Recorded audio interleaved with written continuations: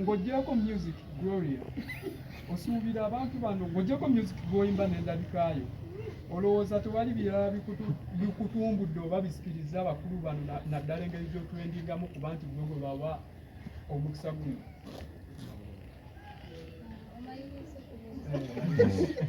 Gloria tubeere audible mpulira eddoboozi libeera audible. Kaakati ngenda kuddamu mu Luzungu n'Oluganda kubanga ebibuuzo bigenda kuba bingi, n'ekirala abantu bange abampuliriza eyo yonna bafani bange abantu bange abanjagala bawulira Oluzungu n'Oluganda, so I'll be mixing. No problem. So obadde ombuuliza ki ekirala kyenkola okuggyako music? Ogyeko music olowooza engeri gy'otwedingamu nayo teyasikiriza abakulu bano kubantu bakuba. So kaakati bano abakulu, the general company approached me actually is it a month ago, 2 weeks ago, around there, before the current saga.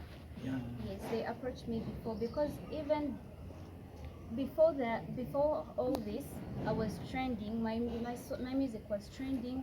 Nyash play topping charts everywhere. Nyash, even in Nigeria, he says. Yeah, so nali trending already nga ne music Nyash buli omu oluyimba alumanyi nga luli mukola fine, kyobala ba approaching before this. Yes.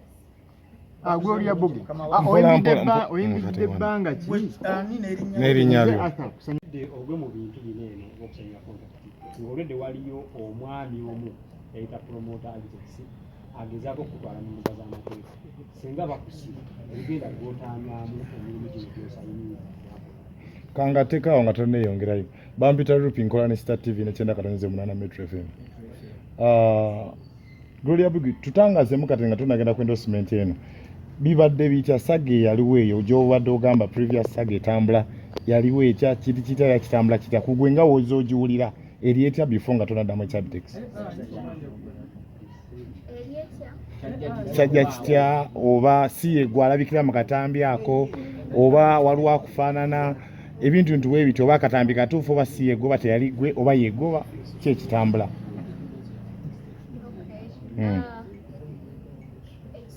Ekisokera ddala okuddamu yenze ali mwaka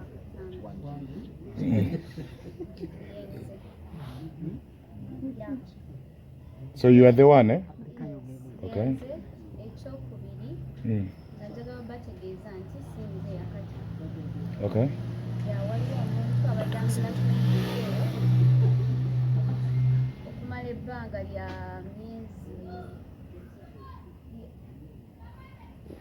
myezi emeka from last May. Okay. Mwaka guwezi. Year plus.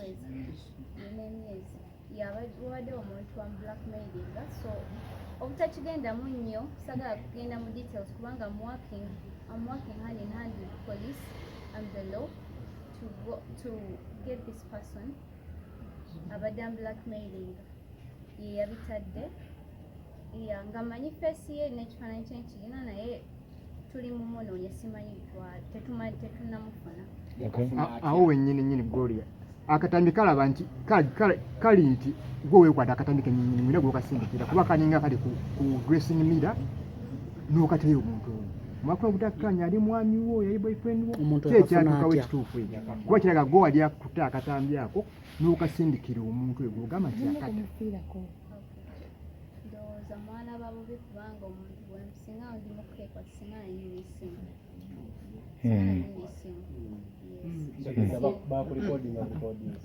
Let one ask Banai. Nyonnyola Gloria.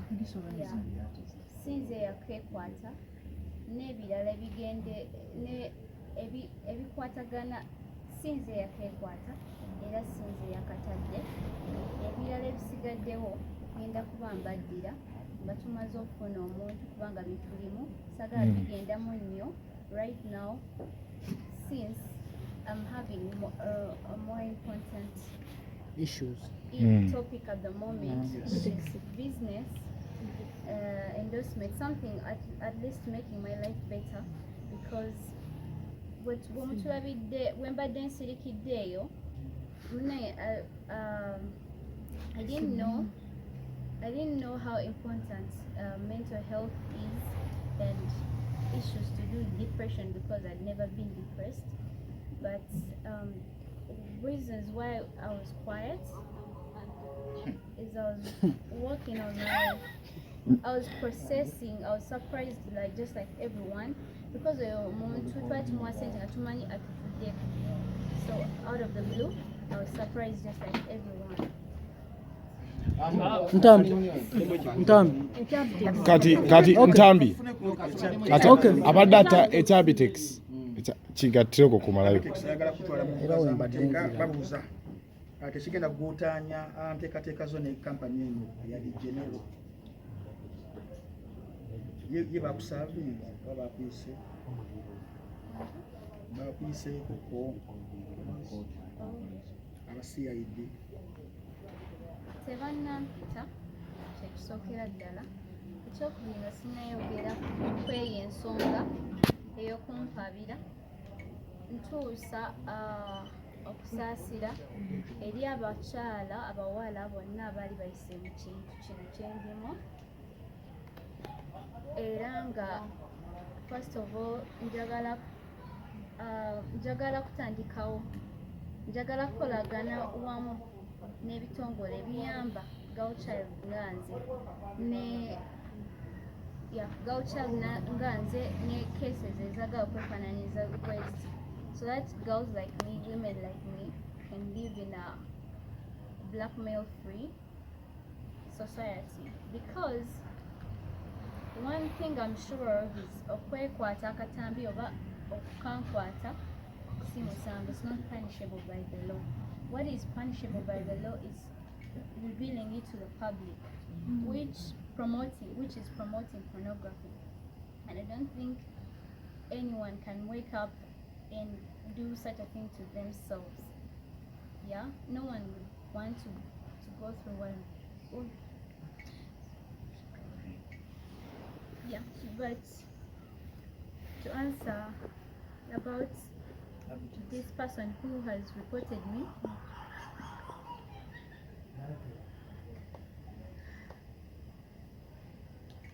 I believe he has sisters.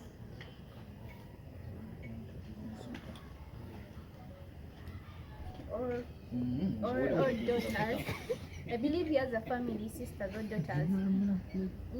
Chenyizo gamba nti no. Oba yandisoose n'alowooza n'asooka n'akola okunoonyereza nga tanna trying to frustrate me more than what I've been already going through. Yandisoose n'akola kunoonyereza. Isooka ddala, I filed my case in May 2023, this very case. Then we tried to follow up and the person left the country. Yeah, that's what I can tell you. Then they came back, maybe yalabye nga famous kati ndi mukikuba yagamba maybe kakole ki kate career yange, but okuddamu ekyoyo ayagala okuntwala mu mateeka, it is okay, kikkirizibwa, buli omu akkirizibwa okulowooza nga bw'ayagala, kubanga kumwe mwenera tewali abadde abamanyi mazima engeri gye tubadde tunavaayo kukyogerako. Yeah, naye nze I'm ready to comply with the law and police and everyone who is interested in this case to bring out the truth.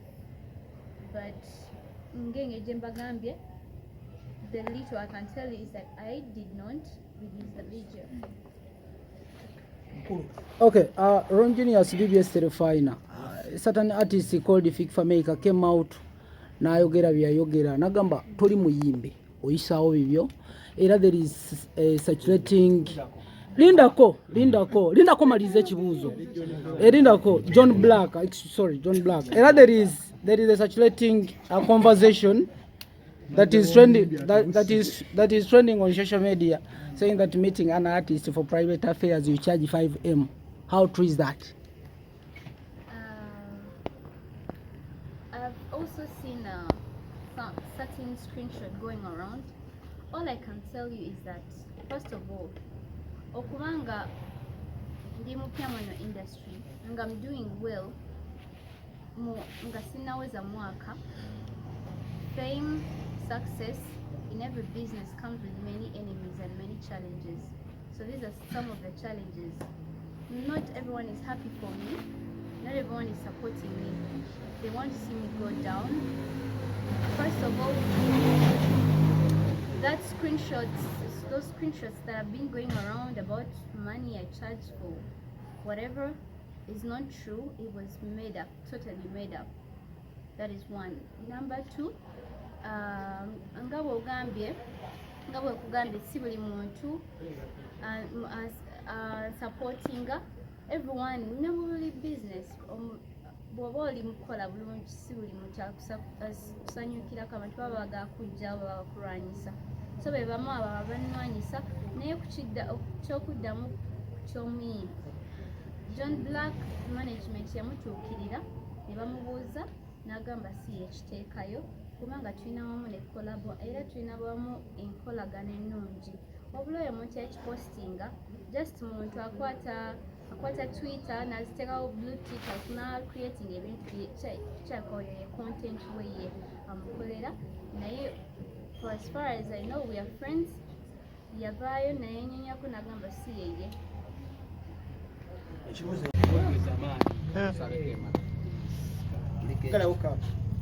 What's your say about that?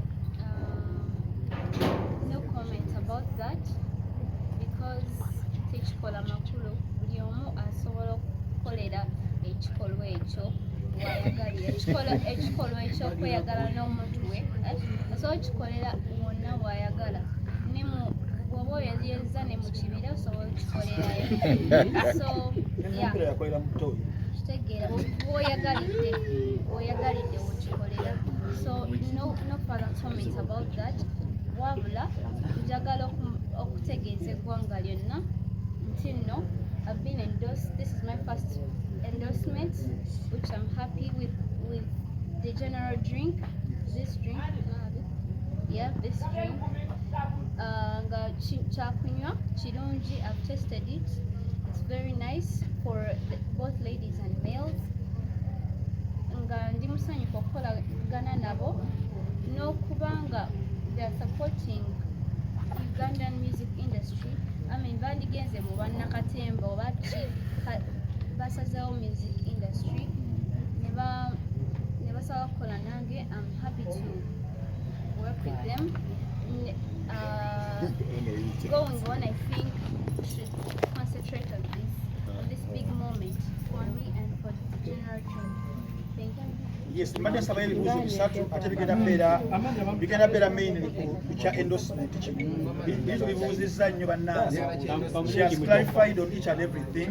Mbadde mbasaba bange emikolo na moment ya mukyalo ono tumubuuze ku kya endorsement ye gy'afunye. Kye mbadde mbasaba biri bino bonna mugenda bamuddamu byennyini byaza okubuuza. Mbadde mbasaba busabi tuleme kwona lunaku lwa mukyala tumubuuze ku kyokunywa ssebo. Amanya abantu batugambye ekyokunywa ekyo kirinyisa sex libido. Osuubira onaasobola okwefuga ku kyo naddala nga bwetugambye nti omaze n'okukirozaawo. naye bana yakasajja ako.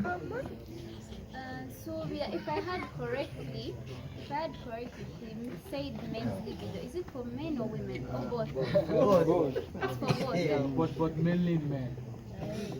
Okay, but this is mazina maisha abasajja. No, mbadde manyi kwe ensonga kikola ku basajja bokka naye engeri gye kikola ku bombi. You can drink it responsibly knowing its benefits.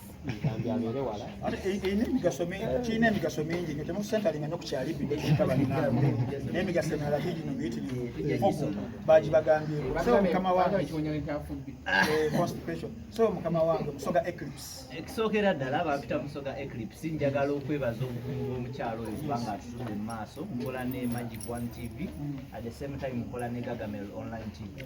Ekibuuzo kyange ekisooka alina bibiri byokka. Ekisooka oyise mu mbeera eno naye osobodde okustandinga out era confidently n'ojja n'otufacing ate ng'otumanyi tetuli bangu.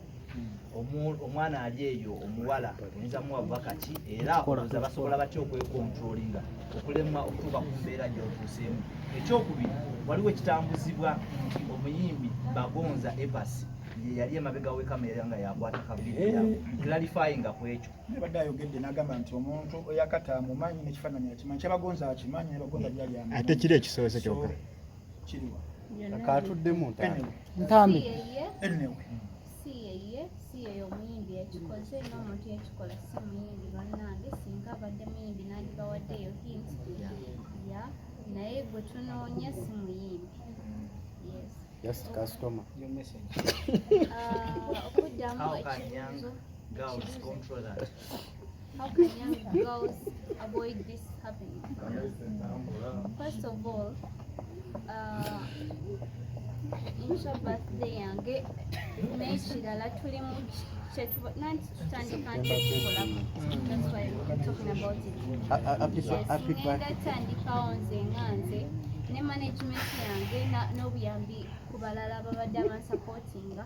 NGO ekwatagana ku bintu bwebiti protecting a girl child from blackmail and being harassed. Nga nyambisiddwako abantu abalala nammwe kino kirango if you can help or you have something to add on to this, any kind of support, please come on board. You're welcome. Kubanga bannaye sinza asoose tugenze tubulaba bungi buno mwaka n'emyaka egiwedde ate nga abantu bwe bati they're not about to stop. It's just getting worse. So twetaagawo ebitongole abantu to create awareness to avoid such things from happening again. Naye nga the piece of advice I can give to like a girl child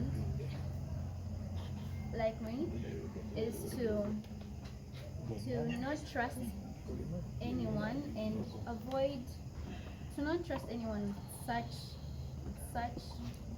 content or however much you're in love with anyone. Please avoid this. You can do it physically, but I don't even know. But also for people to create we just need awareness in our country, Uganda. Bonge bwereyo amateeka makakali nnyo like n'omuntu tasobola kumala gakikola. Amateeka makakali nnyo, abantu basomye bali there bamanyi okubassaamu ekitiibwa, bawa rights z'abannaabwe ekitiibwa. So awareness just yaku twetaaga ffe nga Bannayuganda okusaasaanya awareness like abantu twesseemu ekitiibwa, tweseŋŋamamu ekitiibwa kubanga si musango. First of all, me okwekwata akatambi ogwekisa kwekwata naye okwekwata akatambi ako nekatereka is my right because I'm positive about my body. I'm positive about my body. It's also body positivity. Kubanga waliwo abantu body shaming. Simanyi wakyogera mu Luganda. Waliwo abantu body shaming abakazi. Like nogamba munene, maybe tafaanana bulungi naye omuntu bw'aba ali positive about the body. I mean, you have a right to film whatever you want with yourself. The problem is it getting out. Yeah, so also n'abasajja abagala otuswaza maybe otulabisa, that's like wrong. You're body shaming me, you're body shaming a woman, which like abasajja abaami abasajja abalenzi nabo beetaaga okusomesebwa like awareness to not body shame, to not blackmail, like to support us women. Kibuuzeeyo ekibuuzo Kimu. Ntambi. Ntambi kimu. Ntambi kimu. Kiri wano. Kiri wano ku endorsement. Kiri ku endorsement. Kiri ku endorsement.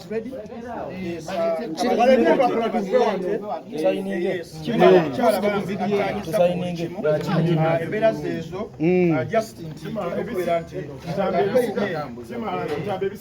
ebisigadde tubuze lupi bagala mwebaza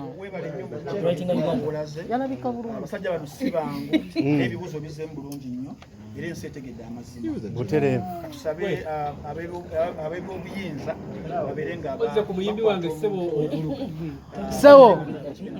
so ladies and gentlemen omukolo oguddako gwa kusayininga gwa kuteeka pen ku lupapula kino ekintu kiggwere ddala officially nga muyimbi waffe afuuka brand ambassador wa Peters alcoholic drink.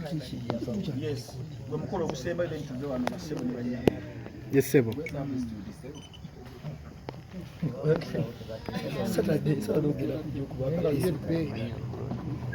just kuyimirira ne tugira This one.